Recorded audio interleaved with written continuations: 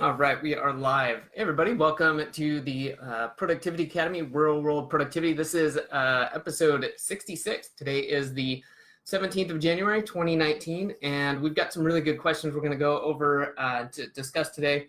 One of them is about gap time. I had somebody asking, how to make use of that time where either maybe you're on a commute, you're traveling, whatever it is, just kind of things between your day. And somebody was saying they added it up and it was like 2 or 3 hours a day, and they were wondering what they could do to maybe get more out of that time. So I've got some really good ideas for that, stuff I've learned from others, things I do for myself. So happy to share those. And then good question from a new member, Julie. She was asking about how to go about planning your work, but then also the follow through. Because it's one thing, and I think we've all been there, where it's like, oh, okay, I'm going to write down all the stuff I'm going to do. Got this huge to-do list, or I've broken it down. I'm, prioritized it. I've got these projects. I've got all this cool stuff. But then when it comes to actually doing it, you're just kind of like, oh, I did the one thing and I'm done. So kind of want to push through that, how you can actually plan your work and then follow through and have the discipline to get it done. So real quick, if you're watching live, that's great. You're in the group. You go ahead and ask questions if you want. I'll be monitoring those off to the side. And as time allows, I'll definitely be answering those. If you're catching the replay, that's great. You can always ask questions ahead of time. You can join. If you're checking this on YouTube, you can look below. Come join the group for free. Just got to answer some questions. Want to make sure you're into productivity, process, automation, all that sort of stuff. You can join the group then and attend these live. Also, if you just want to stay up to date, you can click on subscribe and stay up to date with these videos, of course, app reviews, anything else that comes out about processes and automation and productivity, time management, all that sort of good stuff. So, all right, with that said, let's get into it. And I'm going to have some tea real quick before we get started. All right, so the first question was about gap time. All right, and that's what I've decided to call it today, that time in between things. So maybe you went to the gym and you're on your way to classes, or you're going back to work, or whatever it is. When you have more than a few minutes and maybe you're driving, in that case, I think this is kind of a special one. If you're driving, obviously you don't want to try to be reading. You shouldn't be texting or doing stuff like that. Probably keep the communications to a minimum. And I think that in that case, the audiobook and podcast option is really your go-to. And I get a lot out of those. My only recommendation is be safe. I think whether or not you can do that or not. But I really used to love doing that. I don't drive as much now. We moved to the Bay Area. I spend a lot of time walking though, either just to go somewhere or just to get out and go for a walk. And I've got this little one of these little like Bluetooth one-ear headsets, which I like having so I can hear around me and I'm not surprised obviously by traffic or people around me. I just pop that in and listen to a podcast. But the same idea applies if you're driving or doing a commute. Listen to a podcast or have your favorite audiobook and just have that queued up and ready to go. And I'll come back to that because there's an important side thing to this about having it ready to go. Some other ones, depending on what you're doing, maybe you're taking a bus, you're taking a train, flying, whatever it is you're doing, then, that kind of opens up your possibilities where, obviously you're not driving and you don't have to pay attention to something else. Reading is a really good way to catch up. If you've got obviously a Kindle, hardbound book, an actual book, something you want to read, and then using something like Pocket, which I believe is available on Android and iOS.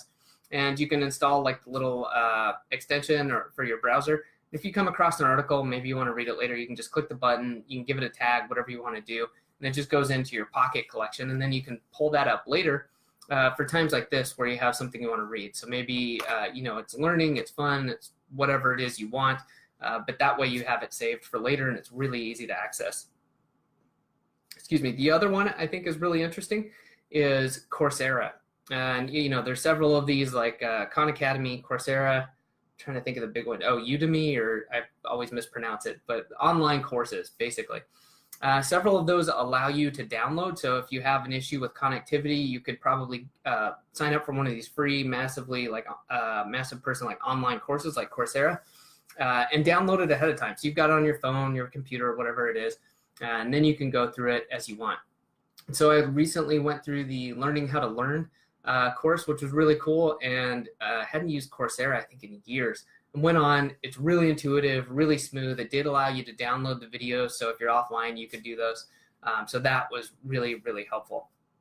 Okay, and then I think the most important part of this is that you have what you need prepared ahead of time, because I think that's what stops a lot of people is, oh, I've got my commute, but I got in the car and started driving and I haven't, queued anything up and I can't stop. Or, I'm done with the gym and I'm on the train to go somewhere else, but now I don't have my Kindle on me. Or so doing this stuff ahead of time. And so, that's building a habit.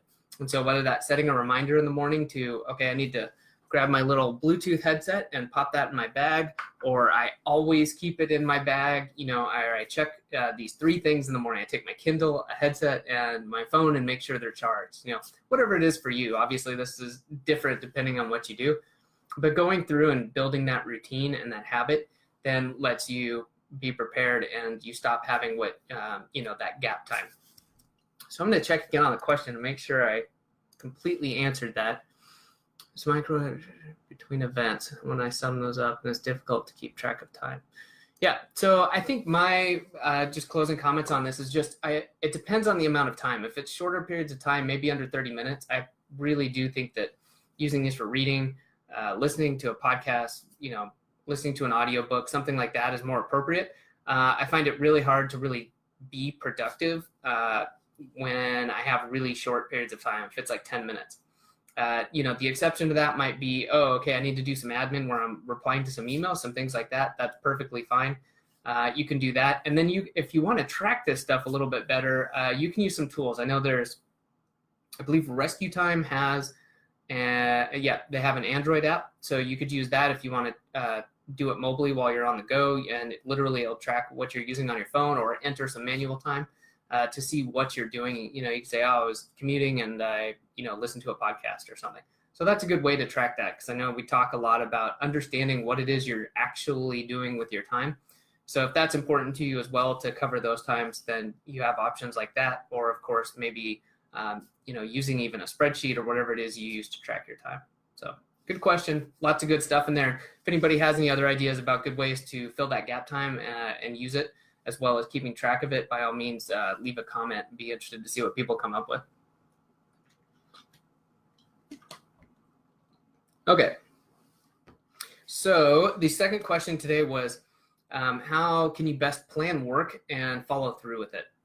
And basically having the discipline to follow through with it. Because I started off this episode with talking about how we can all probably relate to that feeling of, okay, I feel productive because I'm planning. We're putting down all these things that we're going to do. We've got a task list, we've got it organized, and then you go to do it and you're just kind of like, maybe you get halfway through it and you just don't want to do it.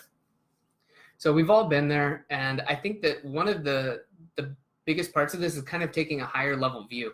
Instead of just diving in, getting that task list written out and then just going to work, on a smaller scale, do what you should on a daily review. Okay, get your task all together, grab it from all your places, whatever it is, your little yellow notepads, get it from Todoist, Evernote, whatever it is, and then prioritize. Really find out what the most important is, and if you can, batch tasks together. Like if you have to edit several documents, maybe you could batch those together, even though they're kind of from separate areas.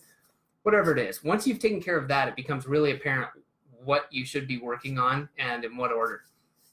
But then to back it up again, another level is that you should be working based on some goals. What is it? And this works whether it's your own business, whether you're working at a job and you're working on a project.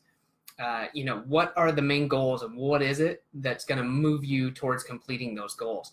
And I think you can look at that in terms of benefits, and this helps motivate you when maybe a task isn't that fun, right? We all have stuff to do, whether it's some accounting, whether it's writing, different people feel differently about all these things. But when you get into that position of, I don't know if I really want to do this, now if you've positioned it correctly, you can think back to the goals. And if you're working on the right task, this is moving you towards that benefit or that goal that you want. And it should be much easier for you to say to yourself, or at least you'll just be like, no, I don't care. I want to do this because I know it's moving me towards where I want to be. I think that's a good form of positive reinforcement. And another way you can do that is to do a weekly review. And I do this at the same time every week, and it's not complicated, but just literally asking myself hey, what's been working really well? what's given me the best results, whether that's monetary, is it personal, is it fitness, and how can I get more of those results? Can I expand what I'm already doing? Do I need to do something else? And then also saying maybe what's not working so well, and how can I either do less of that? Can I delegate it? If it has to be done, can I just get rid of it completely?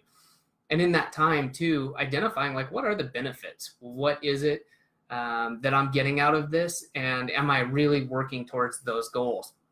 It's a good time, 20, 30 minutes to really identify where you're going with this stuff, what the benefits are, what your goals are, and then that just kind of reinforces your daily routine. Because now when we go back down into the daily view, if you're starting to organize and you're getting your tasks together and then you start working, if you've gone through all this stuff, you already know that you're working on tasks that are going to benefit you and move you towards those goals, which is usually what will give you the motivation and the discipline to stick with it and keep going.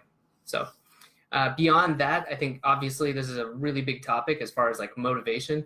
But as far as staying disciplined and what you can do, there's a lot of things you can try. Working in time blocks. Within those time blocks, using like Pomodoro technique and working for a set period of time, whether it's 25, 30, 45 minutes, taking a break, short break, doing something else, get up, walk around, do that, and then come back and start over, do a few of those, and then take a longer break. I know that helps for a lot of people, and sometimes you just need to work kind of a deep work period for longer periods of time. I myself don't always use a Pomodoro technique, especially for things like writing, where I really start grabbing different ideas and I'm going back and looking and gathering ideas. And to me, it's you get in that flow state when you're writing, and it's, to me, really important just to keep going. So I'll do that for much longer than I would normally do something like just almost anything else, some more administrative type stuff where it's good, get in there, bang it out in 25 minutes, take a 5-minute break, come back, do something else. So hopefully that's helpful. Let me check for questions real quick. All right, I don't see anything else, so that'll do it for this week.